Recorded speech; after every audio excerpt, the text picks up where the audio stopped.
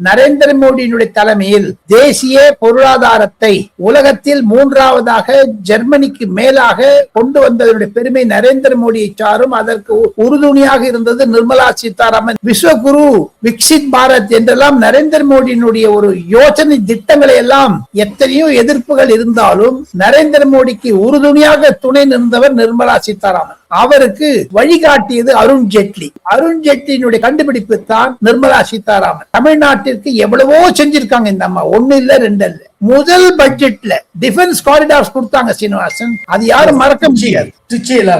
ஆமா, நிர்மலா சீதாராமனுக்கு நரேந்திர மோடி மீது இருக்கக்கூடிய மரியாதை, நரேந்திர மோடிக்கு நிர்மலா சீதாராமன் கிட்ட இருக்கக்கூடிய ஒரு கான்பிடன்ஸ், விசுவாசம், மதிப்பு, அதுதாங்க சார் சீனிவாசன் நிர்மலாக்கு 9 பட்ஜெட்டை விட பெரிய பட்டம் கொடுக்கலாம். பிரதமருக்கு லாயர், விசுவாசமாக இருப்பது என்றால் அது நிர்மலா சீதாராமனுக்கு தான் ஒரு சல்யூட். ஆக்சுவலா as a finance minister Nirmala Sitharaman சந்தித்தது மாதிரியான ஒரு பெரும் சவால்களை வேற யாரும் சந்திச்சிருக்க மாட்டாங்க. ட்ரம்ப்னுடைய டாக்ஸ் டெரரிசம் அது ஒண்ணு. 2வது ரொம்ப முக்கியமானது, கொரோனா காலத்துல தேசத்துடைய மொத்த உற்பத்தியும் முடங்கி போயிருந்தது. அந்த காலகட்டத்திலே இவங்க தான் பினான்ஸ் மினிஸ்டர், இவங்க தான் மேனேஜ் பண்ணாங்க.